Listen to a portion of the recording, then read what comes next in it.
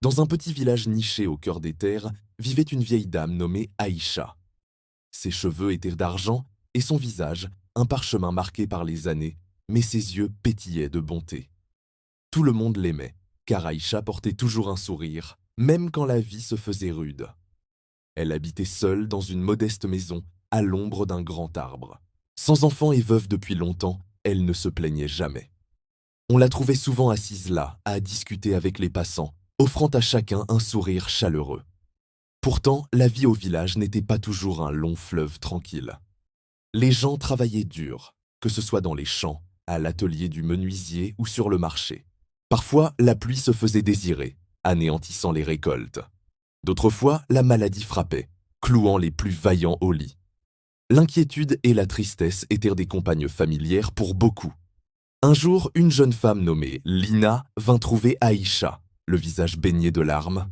« Je suis perdue », sanglota-t-elle. « Mon mari est parti chercher du travail en ville, mais nous n'avons reçu aucun argent.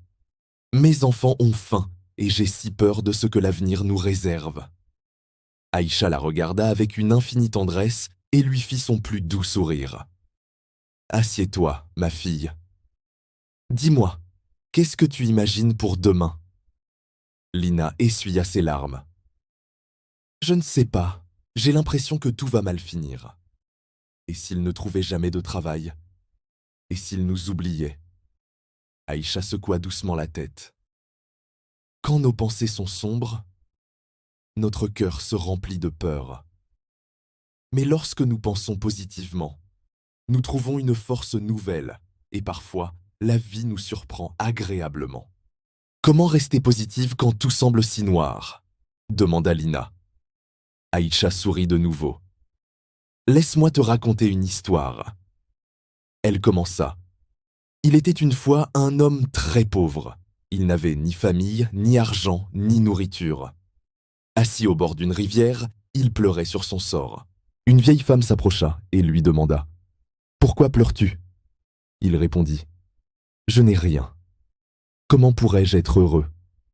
La femme lui dit alors « Tu as la rivière, les arbres, le soleil. Regarde bien autour de toi. La vie est partout. Si tu penses seulement à ce qui te manque, tu seras toujours malheureux. Mais si tu regardes ce que tu as déjà, tu trouveras la paix. » Le pauvre homme l'écouta. Peu à peu, ses larmes séchèrent et il commença à remarquer la beauté qui l'entourait. Ce jour-là, sa vie changea. Non par magie, mais parce qu'il avait changé sa façon de penser. Aïcha posa son regard bienveillant sur Lina. « Tu vois, ma chère, le changement commence dans le cœur et dans l'esprit. Si tu choisis l'espoir, tu seras plus forte pour affronter les difficultés. » Lina réfléchit, puis demanda « Penses-tu vraiment que mes pensées peuvent changer ma vie ?» « Oui, » répondit Aïcha avec douceur.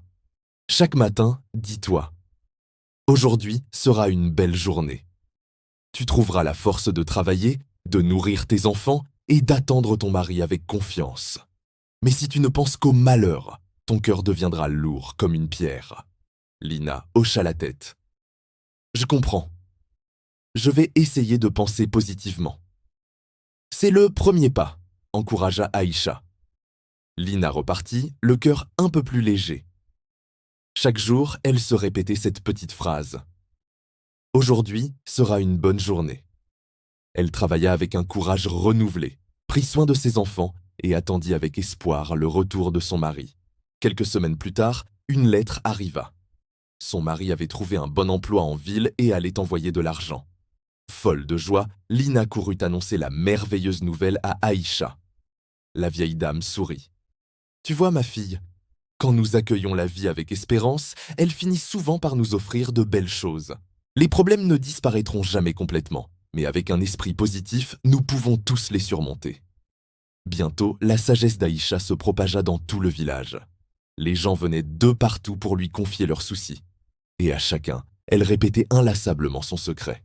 « Pense au bien, et le bien viendra. » Grâce à elle, tout un village a pris la force extraordinaire de la pensée positive. Merci d'avoir écouté cette histoire jusqu'au bout.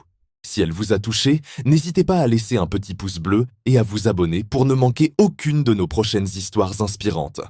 À très bientôt!